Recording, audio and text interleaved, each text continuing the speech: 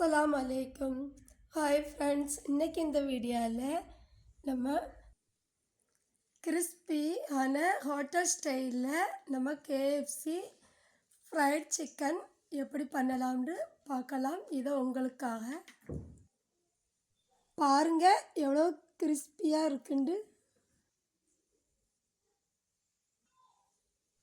1 kg chicken எடுத்து மஞ்சள் powder போட்டு வாஷ் பண்ணி எடுத்து வச்சுருக்கேன். எப்போதுமே நம்ம சிக்கன் எடுத்தால் மஞ்சள் பவுட்ரு போட்டு வாஷ் பண்ணி எடுத்துடலாம். கேஎஃப்சி மசாலா மிக்ஸ் பண்ணுறதுக்காண்டி ஒரு பேன் எடுத்துக்கலாம். முதல்ல மைதா மாவு 3 டீஸ்பூன், கார்ன்ஃப்ளவர் மாவு 2 ஸ்பூன், உப்பு சால்ட்டு 1 டீஸ்பூன்,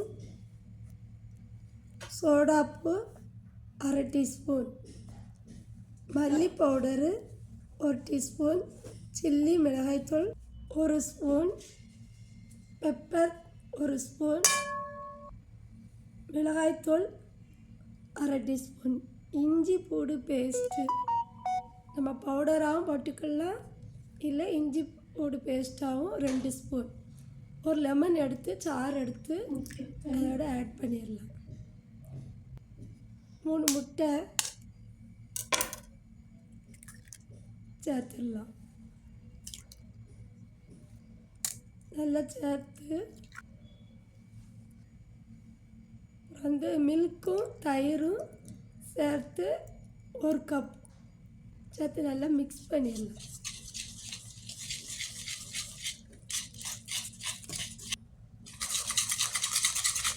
நல்லா அடித்து மிக்ஸ் பண்ணிடலாம். அப்போ தான் சாஃப்டாக இருக்கும் கேஎஃப்சி.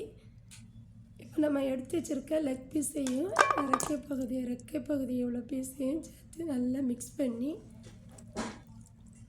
நம்ம இதை நல்லா ஊற வச்சிடலாம். நல்லா ஊற வச்சாதான் நல்லா சாஃப்டாக இருக்கும் கேஎஃப்சி. சாப்பிட்றதுக்கும் நல்லா டேஸ்ட்டாகவும் இருக்கும். அதனால் நம்ம நல்லா மாவு கலப்பு ஒரு 3 ஹவர் ஃப்ரிட்ஜில் நம்ம மிக்ஸ் பண்ணி எடுத்து வச்சிடலாம். அப்படி நம்ம 3 ஹவர் ஃப்ரிட்ஜில் எடுத்து வச்ச பிறகு நம்ம போட்டால் கேஎஃப்சி நல்லா கிரிப்ஸியாகவும் அழகாகவும் இருக்கும். இப்போ வந்து நம்ம அதை போட்டு எடுக்கிறதுக்கு கோட்டிங் பண்ணுறதுக்கு அந்த மாவு தயாரிக்கணும். கேஎஃப்சி மாவு அதுக்கு வந்து 2.5 கப்பு மைதா மாவு, 2 கப்பு கார்ன்ஃப்ளவர் மாவு, 1 ஸ்பூன் உப்பு, 1 டீஸ்பூன் மல்லித்தூள்,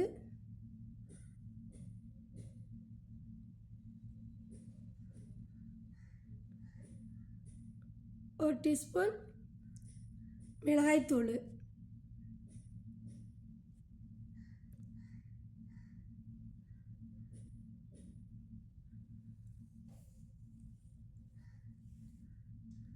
எல்லாத்தையும் நல்லா மிக்ஸ் பண்ணிடலாம். மிக்ஸ் பண்ணி ரெடி பண்ணி வச்சுட்டு நம்ம இப்போ 3 ஹவர் ஃப்ரிட்ஜில் வச்சுருந்த சிக்கனை வெளியே நம்ம எடுத்துடலாம் கேஎஃப்சி ரெடி பண்ணுறதுக்கு. இப்போ ஒரு பேனில் ஆயில் ஊற்றி நல்லா சூடானதும் நம்ம சிக்கனை வந்து இப்போ நம்ம ரெடி பண்ணி எடுத்து வச்சுருந்த அந்த மாவில் கொஞ்சமாக எடுத்து ஒரு பவுலில் எடுத்துட்டு நம்ம இப்போ அந்த தண்ணி முக்கிறதுக்கு எடுத்து வச்சுருக்கையில் ஐஸ் கட்டியை நம்ம ஆட் பண்ணிடலாம். இது போடுறதுனால நல்லா கிரிப்ஸியாகவும் இருக்கும் கேஎஃப்சி, நல்லா டேஸ்ட்டாகவும் இருக்கும். அதனால் நம்ம இப்போ சிக்கன் லெக் பீஸ் எடுத்து நல்லா கோட்டிங் பண்ண முக்கி நல்லா மாவு வந்து நல்லா அழுத்தம் கொடுத்து நல்லா உதறி முதல்ல ஒரு ஸ்டெப்பு வந்து தண்ணியில் முக்கி எடுத்து உதறிடலாம். தண்ணி ஒரு சொட்டு இல்லாத மாதிரி நல்லா உதறிட்டு மறுபடியும் நம்ம அதே மாவில் மறுபடியும் போட்டு நல்லா கோட்டிங் பண்ணிவிட்டு நல்லா எண்ணெயில் போட்டு எடுத்துட வேண்டியதாங்க.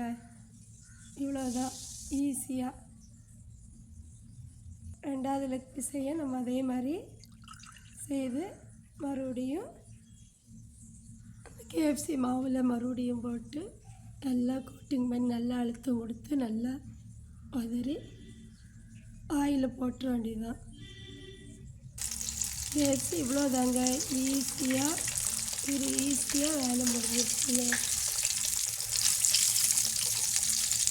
இதே போல் தான் நம்ம எடுத்து வச்சுருக்க இந்த மீதி இருக்க சிக்கனையும் நம்ம ரெடி பண்ணி போட்டுடலாங்க. நம்ம எலும்பு பகுதி வந்து கேஎஃப்சிக்கு வந்து நல்லா டேஸ்ட்டாகவும் நல்லா கிரிப்ஸியாகவும் நல்லா இருக்குங்க. இதை மாதிரி நீங்களும்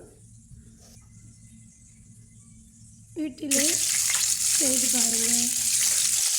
சிக்கன் குக் ஆகிறதுக்கு ஒரு 10 மினிட்ஸ் ஆகும். அதனால் பொறுமையாக நம்ம திருப்பி போட்டு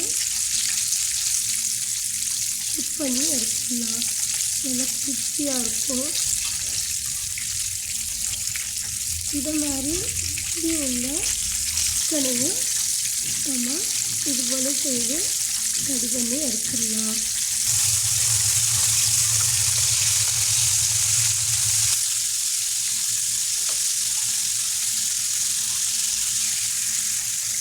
இவ்வளோதாங்க, கேஎஃப்சி வெரி ஈஸியாக முடிஞ்சிடுச்சு.